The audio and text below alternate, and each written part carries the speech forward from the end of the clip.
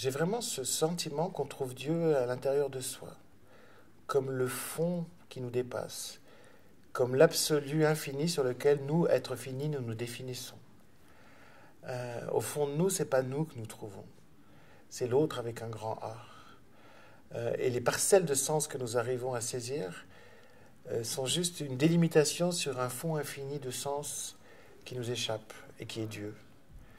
Oui, je suis très augustinien dans mon rapport à Dieu. Même si, lors de ma nuit mystique, j'ai eu l'impression de recevoir Dieu de l'extérieur, mais une fois que cette transmutation ça a été fait, je me suis rendu compte qu'il était en fait là. Il était déjà là. C'est une phrase que j'ai mis une fois dans un de mes textes, Le Visiteur, une discussion entre Sigmund Freud et peut-être Dieu. Et en partant, peut-être Dieu, dit à Freud, j'ai toujours été là. Et tu ne m'entendais pas et tu ne me voyais pas.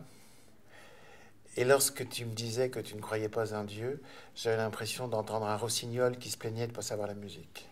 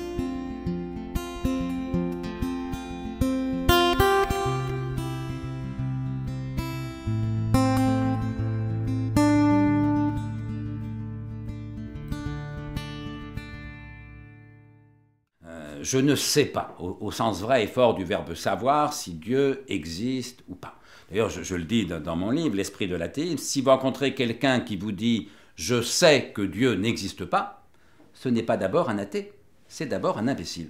La vérité, c'est qu'on ne sait pas, personne ne sait. Et de même, si vous rencontrez quelqu'un qui vous dit « je sais que Dieu existe », de mon point de vue, c'est un imbécile qui a la foi. Alors qu'il ait la foi, c'est bien sûr pas grave, mais qui sottement prend sa foi pour un savoir.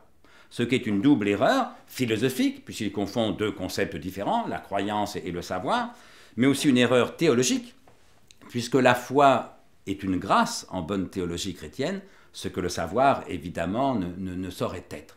Et donc, dès lors que je ne prétends pas savoir ce qu'il en est, dès lors que je ne prétends pas détenir la vérité, les gens voient que je suis quelqu'un qui réfléchit, qui cherche, qui doute, et qui simplement essaye de dire honnêtement ce qu'il croit vrai.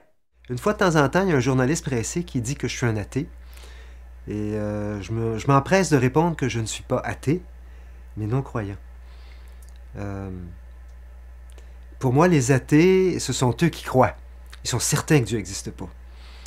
Moi, je trouve que l'univers est trop vaste pour qu'on puisse répondre à cette question-là. Il n'y a rien de raisonnable qui puisse nous permettre d'affirmer que Dieu existe ou qu'il n'existe pas.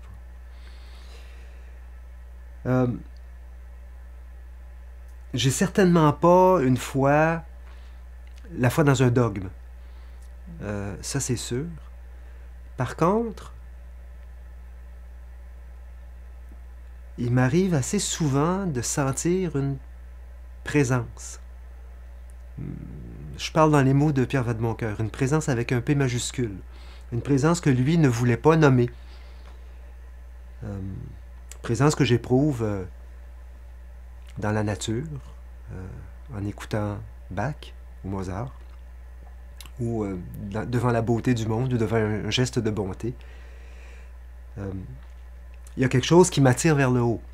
Alors comme je suis malheureusement très rationnel de nature, je me dis,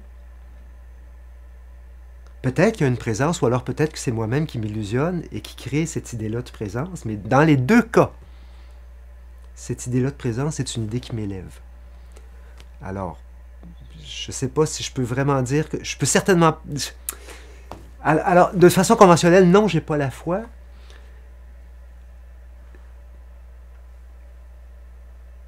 Mais je sens certainement la nécessité de quelque chose. Il y a quelqu'un, je ne me rappelle plus qui, disait, peut-être que Dieu n'existe pas, mais il faut vraiment qu'on fasse comme s'il existait. Quand on cherche Dieu, on cherche où est le miracle? Montre-moi le miracle et je croirai en toi. Mais c'est pas ça, c'est toutes ces grandes choses-là. Étonnamment, c'est vide souvent. Et puis là, on entre comme Élie et on entend, c'est dans la brise. Le bruit des feuilles, dans les bouleaux. Quand on entend le vent dans les bouleaux, on a l'impression que c'est comme une danse, une musique. Moi, c'est comme ça que je vois ça.